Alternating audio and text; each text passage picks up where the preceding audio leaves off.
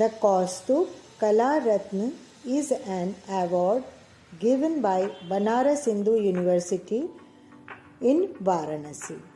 ये जो कला रत्न अवार्ड होता है, कौस्तुभ कला रत्न अवार्ड, ये काशी हिंदू विश्वविद्यालय की तरफ से दिया जाता है।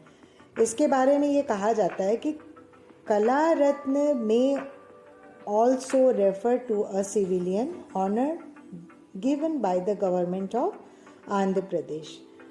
It is organized by the State Cultural Council and Department of Culture and the occasion of Telugu. अब हम चले आते हैं मेन बात पे कि इस वर्ष किसको दिया गया। तो ये अवार्ड इस बार नंदिनी रमणी जी को कौस्तुभ कला रत्न से सम्मानित किया गया। तो आगे की वीडियो में आपको और भी जानकारी मिलेगी, आप देखते रहिए और हमसे जुड़े रहिए।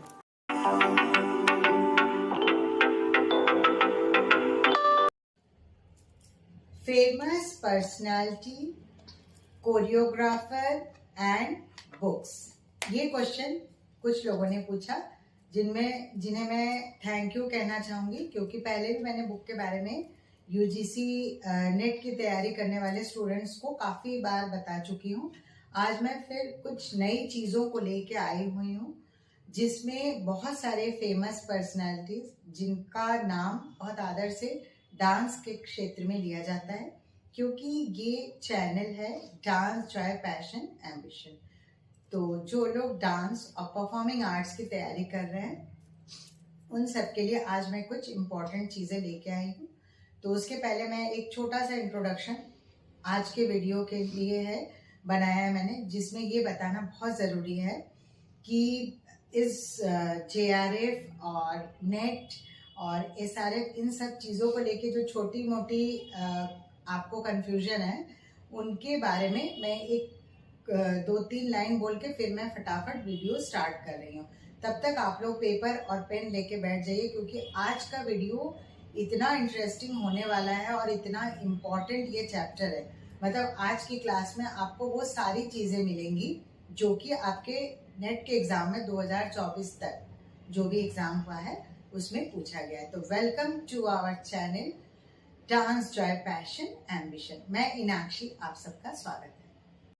सबसे पहले मैं ये बताना चाहूँगी कि जेआरएफ और एसआरएफ के बीच में क्या अंतर होता है। तो जेआरएफ का मतलब होता है जूनियर रिसर्च फेलोशिप, ठीक। इसके जो स्कॉलरशिप की राशि होती है वो आपको लगातार, जब आप नेट क्वालिफाई कोई करता है, मतलब जेआरएफ, तब उसे 3 साल तक दिया जाता है। और सीनियर रिसर्च फेलोशिप एसआरएफ, जिसमें स्कॉलरशिप की राशि अगले 2 साल तक, मतलब 3 के बाद दी जाती है। इम्पॉर्टेंट चीज़ ये है कि क्या ये 5 साल के बाद भी राशि मतलब मिलती रहती है जो स्कॉलरशिप वाली होती है। तो ये सिर्फ उन लोगों को मिलती है जो लोग रिसर्च काम को आगे बढ़ा रहे हैं, कुछ नई खोज कर रहे हैं, मतलब अनुसंधान। तो उसमें आपका प्रोग्रेस क्या है, आपके कार्य करने का तरीका क्या है, इस पे भी बहुत हद तक डिपेंड करता है। तो उसके हिसाब से फिर ये राशि आगे बढ़ती है। तो ये तो हो गया मेन टॉपिक। अब लोगों को लगता होगा कि क्या डांस लेके कैरियर बनाने पे बहुत अच्छी सैलरी मिलती है।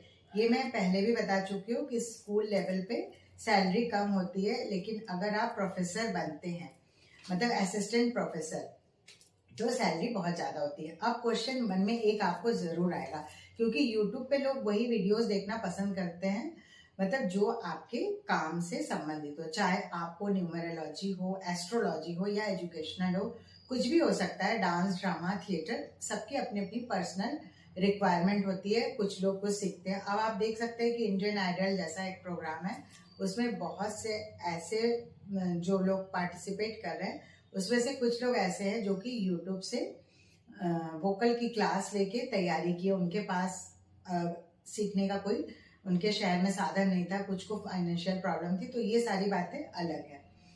तो अब आप पेपर लेके बैठ जाइए, क्योंकि इस वीडियो के एंड तक आपको वो सारी चीज़ें मिल जाएंगी जो कि आपके आने वाले एग्जाम्स में पूछे जाएंगे।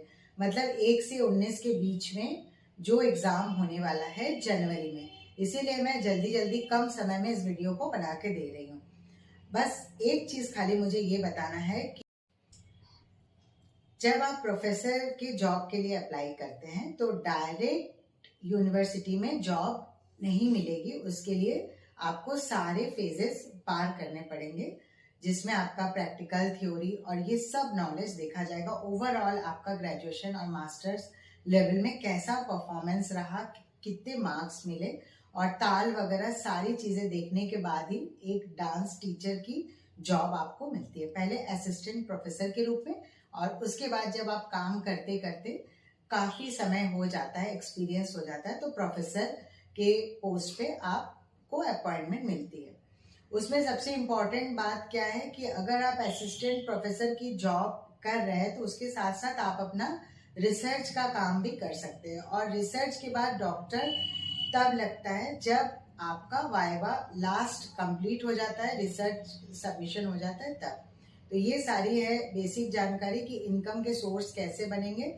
तो इनकम के सोर्स के लिए थ्योरी का सॉलिड होना बहुत जरूरी है। प्रैक्टिकल के साथ साथ थ्योरी की भी बार बार प्रैक्टिस करनी है।